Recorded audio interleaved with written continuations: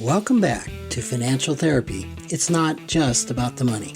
I'm personal financial planner, columnist, and financial therapist Rick Kahler.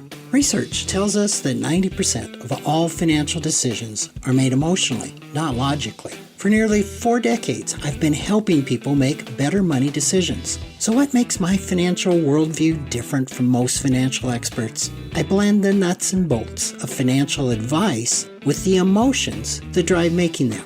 Good money decisions are not just about the money. So let's get started with today's episode.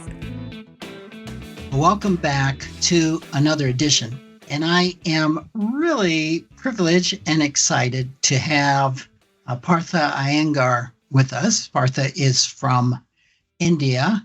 I'm not sure, where are you living in India right now? Mumbai. In Mumbai.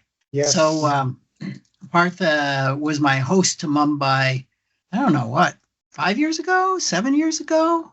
2015. Oh, wow. A long time ago. Yes. And we just had a wonderful time. Marcia came and we addressed some of the financial planners there, which are just lovely people, and have been trying to get back ever since. But Partha is doing something very interesting in India. In what I understand and have observed, Partha was probably one of the first financial planners to bring life planning, which is the intersection of emotions and money, to India. So he's very much a pioneer there. And he's just been doing some incredible work in this area. So Partha, welcome, and just maybe tell everybody a little bit about your history and how you've gotten to be where you are. Yeah, thank you, Rick. And it's really an honor and privilege to be here. I've been around for now 35 years working. Out of the 35 years, there's been one avatar in sales, the second avatar in advertising, and the last 25 years I've been in financial services. And the last 25 years, I have worked across the financial wellness continuum, right from financial education to a little bit of counseling, I would say not too much, coaching, then planning, then elements of therapy. Thanks to you, I've combined it, and of course, wealth management. So I've worked across a spectrum of people, right from retail to mass affluent to affluent to HNI to ultra HNI. That's the space I've worked. And in the last 15 years, I have educated and impacted over 14,000 lives in India. These are predominantly millennials. Yeah. And within the millennials, 40% of them are women. So that made me move further towards exclusively to women in 2019 when we got angel investing from Paul Resnick, one of my close friends, and he's from Australia. So we launched the Women Financial Advancement Network in 2019, and we launched several cohorts, 3 of them to be precise for urban people, and 1 for rural. And the rural one was more of philanthropy to help women, especially the tribal women from one particular community. They are shepherds. Basically, their occupation is shepherding, and to help them to lead a sustainable and fulfilling life. So throughout my 25-year career, it's been more towards financial wellness is what I have focused. And coming to the US every year since 2008 almost has helped me to be at the cutting edge. Learning from people like you, Rick, and Cheryl, and whole lot of people has helped me to advance financial planning, financial life planning, some elements of financial therapy. And in fact, of late, I've been doing IFS too in my own way, but in a very small way. You've been doing, say that again? IFS. I've been following IFS. too. Okay. Yes, in my coaching, I've been incorporating it whenever inner critic is being brought in by the clients. But I really don't say that to them, but I kind of work around that. So it's the elements of it that I've used. Though I must say my formal qualification is in financial life planning and holistic wellness coaching. Yeah. So these are the 2 things. So I'm curious. You talked about financial wellness is Yeah, what you're about, yeah. and I'm actually uh, right now writing a chapter in a book that's on holistic financial uh, literacy. Sorry, I Awesome. had a senior moment. And what struck me is in this particular book with their suggested chapters, there was nothing about the emotional. Oh, It's to me the word holistic sometimes means different things to different people. And comprehensive financial planning, I've heard it described as holistic financial planning. Well, comprehensive financial planning doesn't necessarily have an emotional component to it, a behavioral component to it. At least it never did in the early days. So I I'm taken by a number of movements that have been wanting to educate the masses in how money works, financial literacy, but have struggled to do so and have turned to the behavioral component. And I think two of your colleagues in Africa that I yeah. have talked with, Peter, and Prince from South Africa, have alluded to this, that the emotional component is really, really crucial in financial literacy. Can you speak more about that and what you've observed? Yeah, sure. In fact, it goes way back to when I got my financial life planning certification in 2011. I was Asia's first financial life planner from Money Quotient.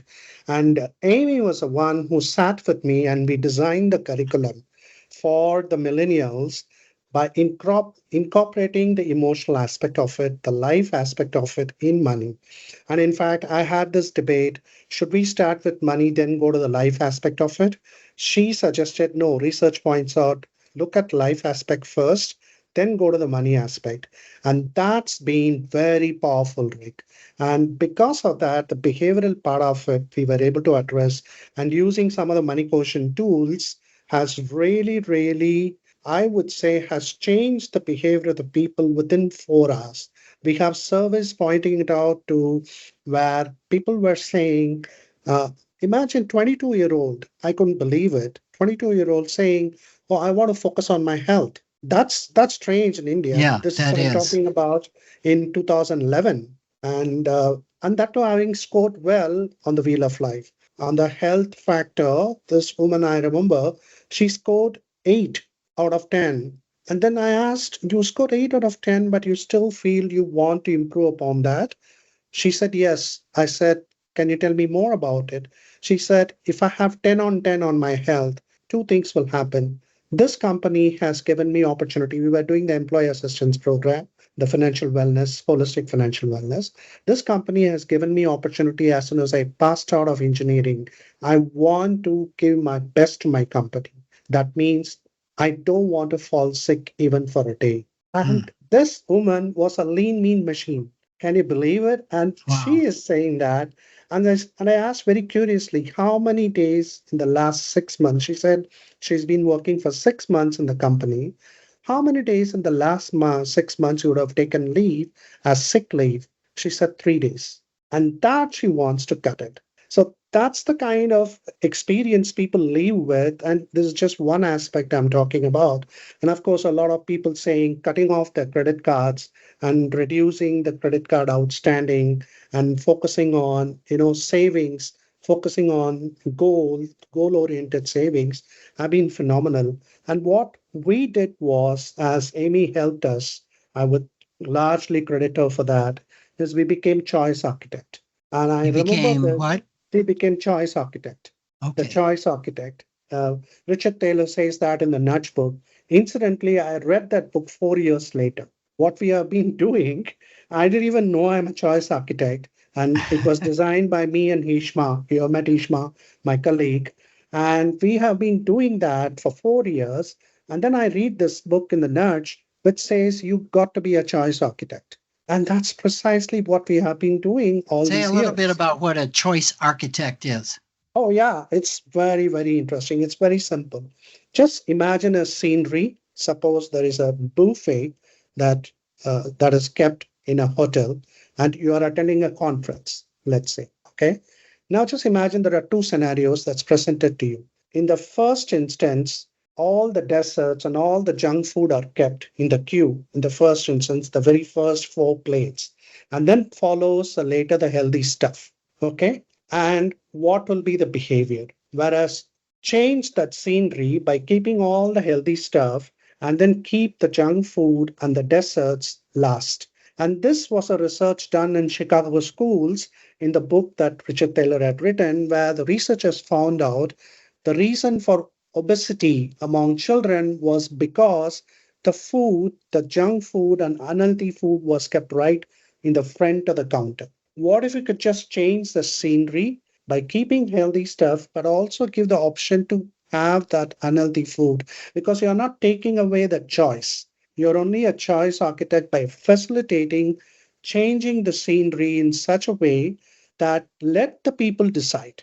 And that's what we have been doing in the programs by being facilitators, giving them tools, giving them choices, giving them choices to have their inner voice brought out and have those conversations openly with no judgment and a safe space. So, how And do you that, do that? How do you do the choice architecture around money in your programs or training? yeah, so we design the program in such a way. We have several modules where we bring in exercises, where we bring in video, where we bring in audio, and because people have different learning styles, right? Some people could be visual, some people could be auditory, some people could be kinesthetic. If we have to go only in one monotonous PowerPoint way, people are not going to get it. And what is the outcome we are expecting in a workshop? That they at least take two key takeaways and implement one action plan immediately.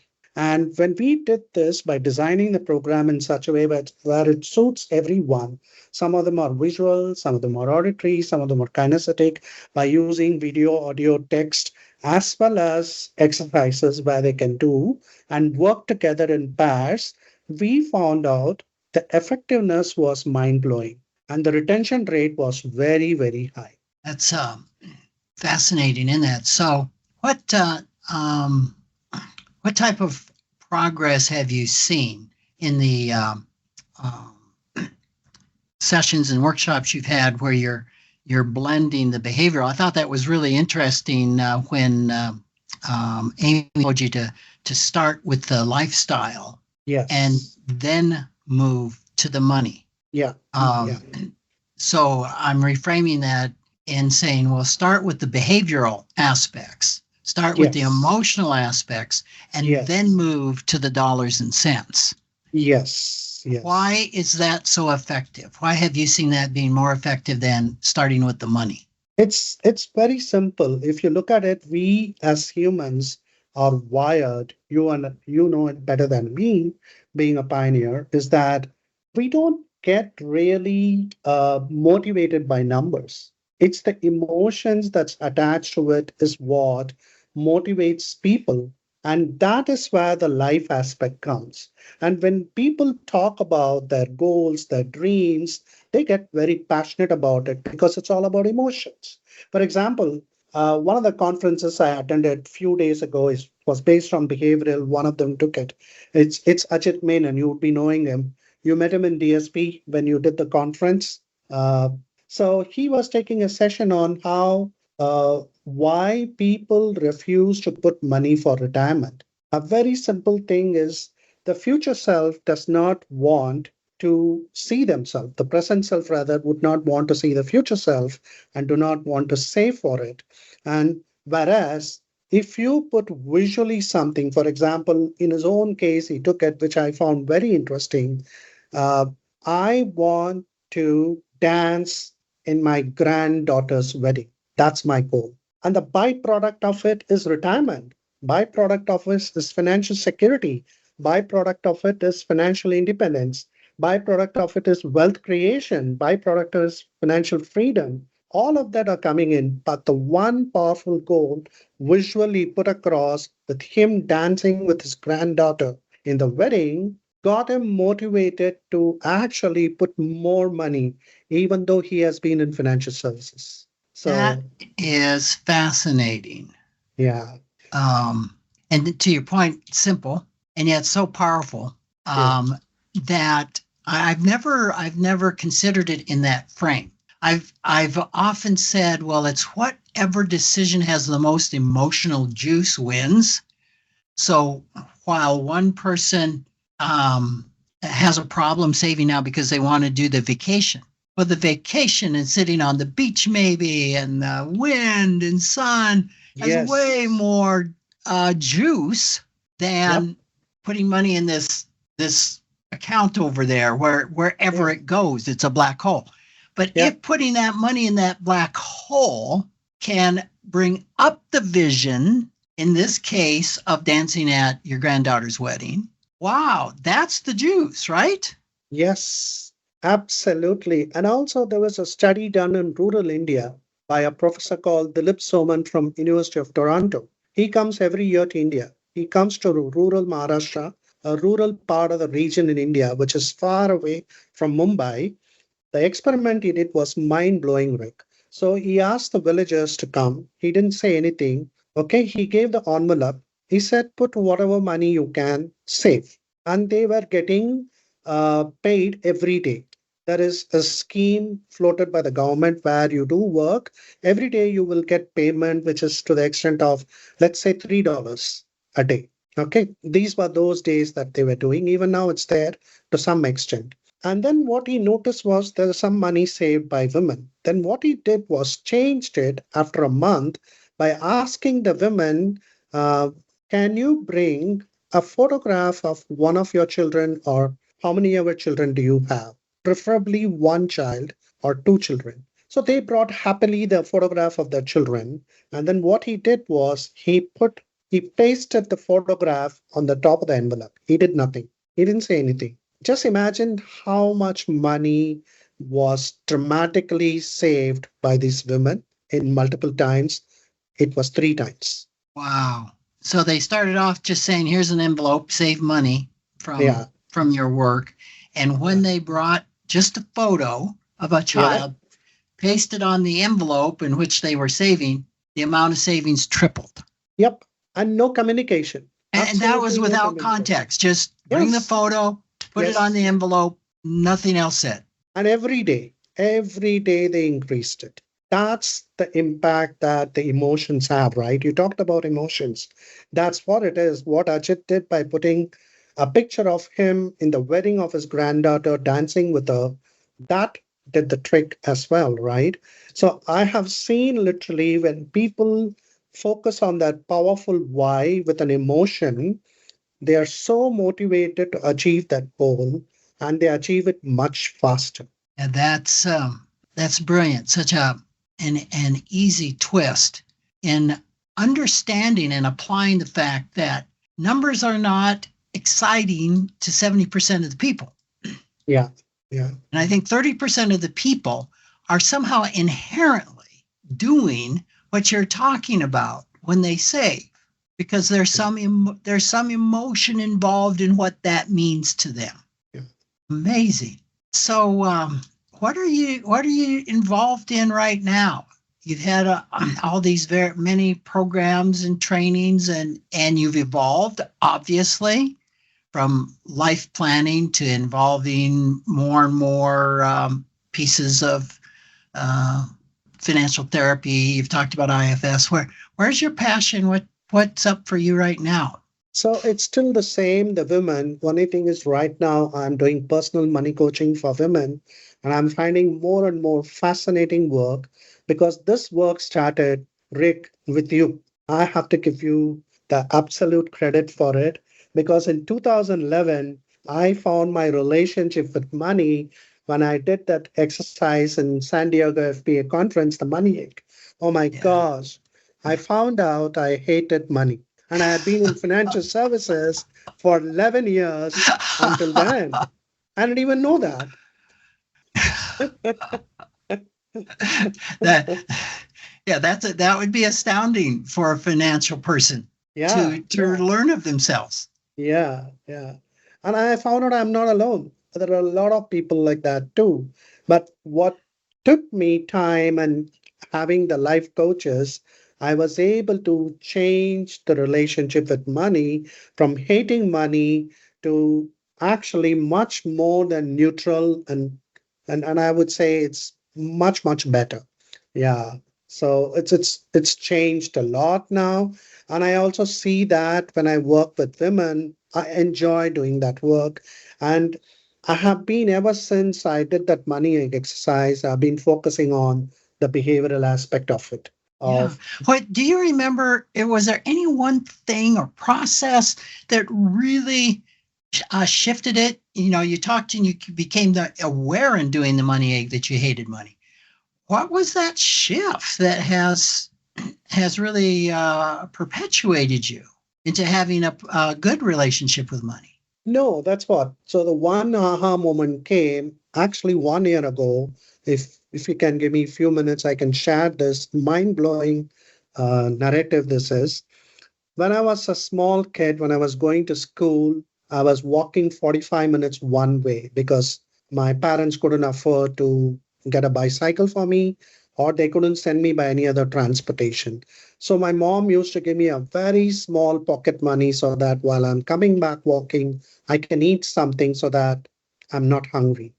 And what I used to do is, my father earned very little money because he was a nurse, and my mother was a homemaker, and we were seven kids. So the money was very little. And what I realized was, if I have to save some money, I will not get enough money next day. I would rather blow it up. So whatever money was given, I will eat it up literally with whatever food I can buy in the restaurant. And when my mother asks the next day, okay, do you have some money left? I would say no, I don't have. And that script have been carrying till last 2 years. Even when I buy groceries and I take, let's say, $10, I will blow up all when it's not needed. I will have a checklist, but I will still blow it up. And then that aha moment came. Oh my gosh, I've been carrying the script that, that scarcity is there in my family. My family is poor and I want to blow it up. I could have been the other way around, right? Oh, money is less. I could save, I could be prudent, but I acted the other way. And that's why every time I earned money for most part of my life, I actually blew it up because I was thinking either I don't have or somebody might ask. There are instances where people have asked money and I couldn't say no. So what I would change the script is, okay, I will spend the money so nobody can ask me. I'm a good guy, I don't have the money. So that few two scripts were so strong that took me so long to change. And thanks to you, you started that foundation for me. That is so powerful. And so, something all these years I've known you that I didn't know. And you may have told it to me. But that is so fascinating. And I'm thinking of other people that I've worked with that when the money hits the checkbook, it's got to go. It's got to Mm, go. In your terminology, they've got to blow it up. yeah. And there's a lot of different reasons for that. In one case, the family went bankrupt. The kids robbed from the piggy bank. In another case, it was physical and sexual abuse at the home. She had to get out, and if she had money in Yeah. her in her hand at the end of the week, it meant that she didn't need to work, Yeah. and she had to go home. And so I'm just seeing this, how powerfully this played out for you. Of wow, if I want more, I got to be broke. Right? Yeah, you could say that. And and Yeah. it's to the point, which is kind of the theme of this podcast, is it's not just about the money. That every financial behavior makes perfect sense when we understand the underlying money scripts and story. And what a powerful story! Wow. And I also found out something very interesting, Rick. Indian women, most of them score on money worship and clones manuscript above four. But there is a contradiction there. None of the money worship components are actually present in them. It's fascinating. Women after women in India, when I ask them to do that, on the money worship, they score above 4, but none of the components within that really ascribe to them as worshiping money. It's just fascinating. And I found out it's just that they want that financial freedom and financial independence and financial security, that underlying feeling is what made them fill up those particular multiple choice questions in a way that reflected as though they are worshiping money. But the fact is, they are not. It's very interesting, actually. Yeah, the basis of money worship is more money will make things better. Yeah. And I think that's true, that a person would not necessarily see them as worshiping money. And yet, and for a subset of people, more money will make things better. But sometimes that doesn't turn off, just like frugality doesn't turn off. Yeah. Partha, Yes. where can people go to learn a little bit more about you? Oh, they can just go to my site, parthayengar.com. And Iyengar is spelled? Iyengar. parthayengar.com. Yes. Excellent. And they can learn more about you and how to maybe be a partner in helping your mission. Yep, absolutely. Anytime. Partha, it has just been a delight to be with you. You're a delightful and just awesome person and human being. You are. I'm thinking of the Energizer Bunny. That's a U.S. thing. Yes, yes, I am. Yeah, I do agree. You just keep going and going, and you have such a big heart and so much passion. The world is definitely a better place that you're in it. India is definitely a better place that you are there. And we're just wishing you much success in following your heart, following your passion. Thank you so much, Rick. It was such a beautiful conversation. We had fun together, and I could share whatever I can with absolutely no holds barred. What was a brave space you gave me to share it. Thank you so much. And once again, an honor and privilege to be with you. Yes. Thank you so much, Partha. Thank you. Thank you so much, Rick. Bye-bye. Thanks for joining me, Rick Kahler, for another episode of Financial Therapy. It's not just about the money. This is where I combine the nuts and bolts of financial advice with the emotions that drive making them. Remember, every financial behavior, whether it appears illogical to you or others, makes perfect sense when we understand the underlying beliefs, feelings, and thoughts. Sign up for my weekly blog at financialawakenings.com. I hope you'll join me again for our next episode.